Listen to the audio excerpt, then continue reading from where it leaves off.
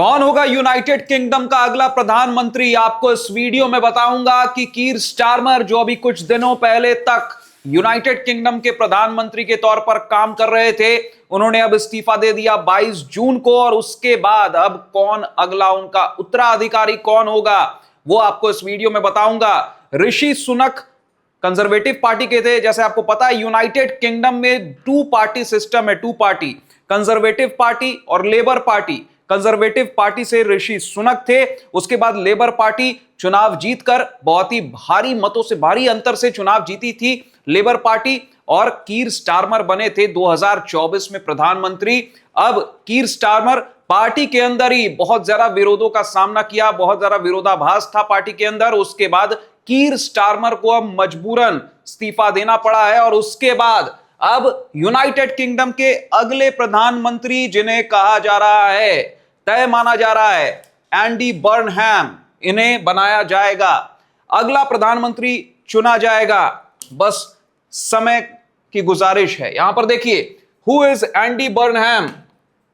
4 वर्ष पूर्व दी थी स्टारमर को चुनौती, संसद पहुंचे तो सत्ता से हटाया, नया पीएम चुना जाना तय।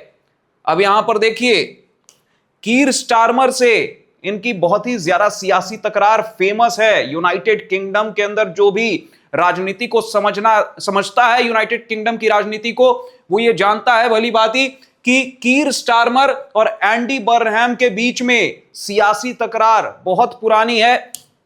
चलिए आपको बताता हूं कि कैसे यहां पर कीर स्टारमर को अब रिप्लेस कर देंगे, उत्तराधिकारी बन जाएंगे उनके यहां पे एंडी बर्नहैम।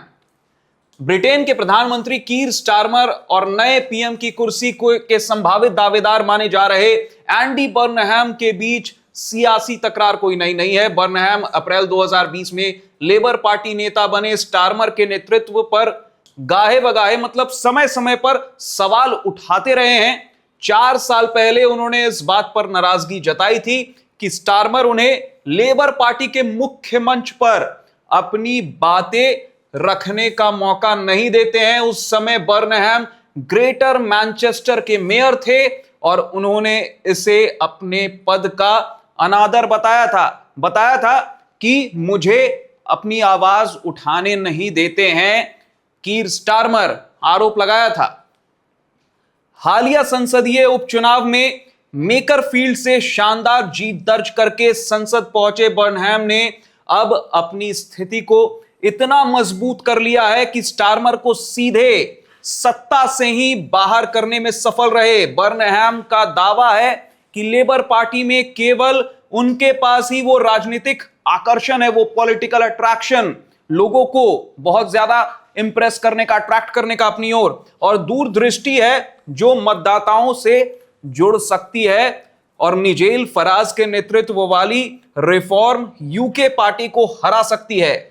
प्रवासन नीतियों को लेकर लेबर सरकार के खिलाफ मुखर ये पार्टी पिछले साल की शुरुआत से ही हर चुनावी सर्वेक्षण में आगे चल रही है। इस पार्टी की बात हो रही है यहां पर, रिफॉर्म यूके पार्टी। प्रवासन नीतियों को लेकर बहुत ज्यादा मुखर है ये पार्टी और हर एक सर्वे में आगे चल रही है।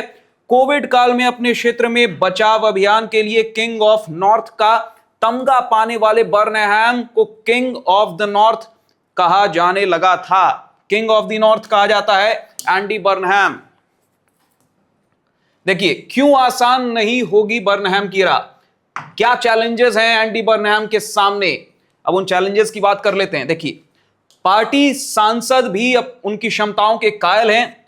जैसा एलेक्स सोबेल ने कहा, बर्नहैम ने ऐसी दूरदृष्टि दिखाई है जिससे मतदाताओं को वो लुभा सकते हैं। बहरहाल, अगर बर्नहैम को कुर्सी मिलती है तो उन्हें असंतुष्ट मतदाताओं को अपने पाले में लाना होगा। स्टारमर ने 2024 में लेबर पार्टी को बड़ी चुनावी जीत दिलाई थी, लेकिन उसके बाद उनकी लोकप्रियता लगातार घट रही है।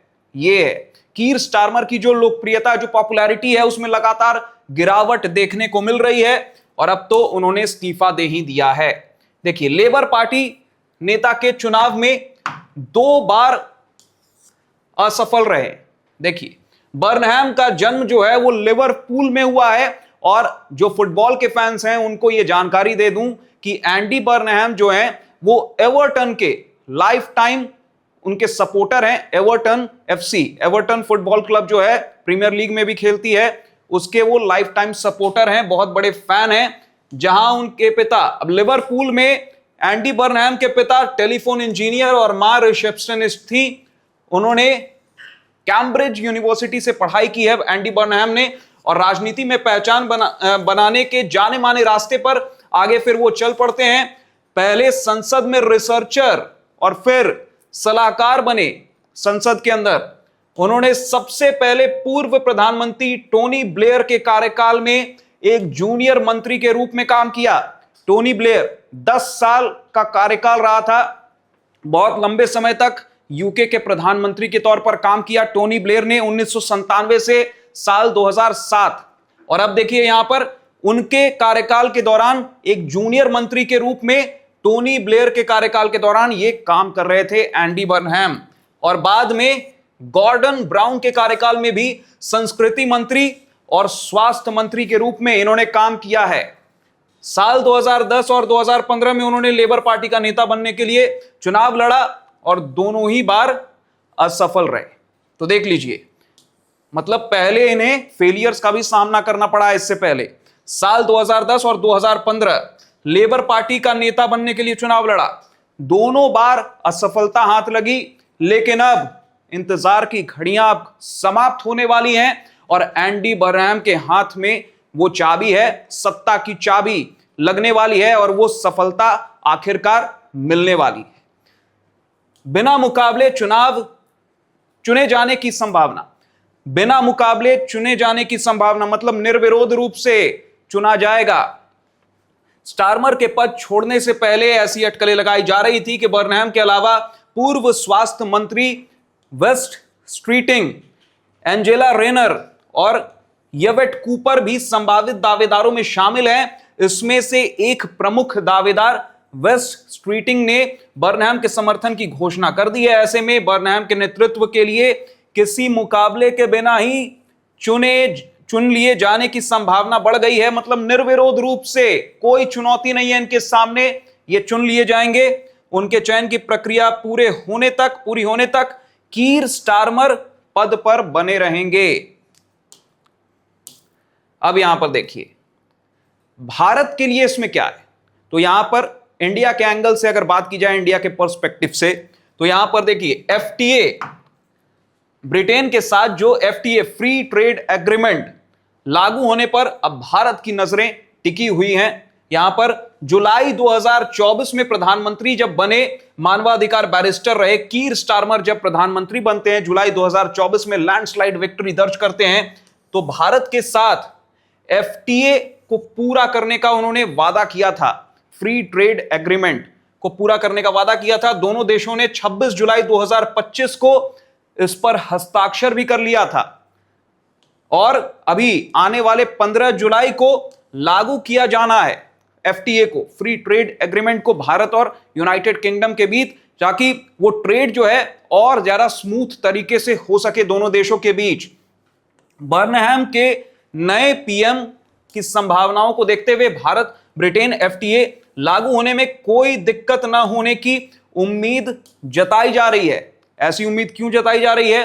क्योंकि ग्रेटर मैनचेस्टर के मेयर रहते हुए बर्नहैम भारत ब्रिटेन के बीच व्यापार को बढ़ावा देने के लिए लगातार काम करते रहे हैं और भारत को उससे मजबूती भी मिली है। तो भारत के नजरिए से भी बर्नहैम का प्रधानमंत्री के तौर पर नियुक्त होना यूके के राजनीति में भी अच्छा है और भारत के नजरिए से भी यह बहुत अच्छा कदम माना जाएगा, क्योंकि वो प्रो इंडिया रहे हैं एंडी बर्नहैम।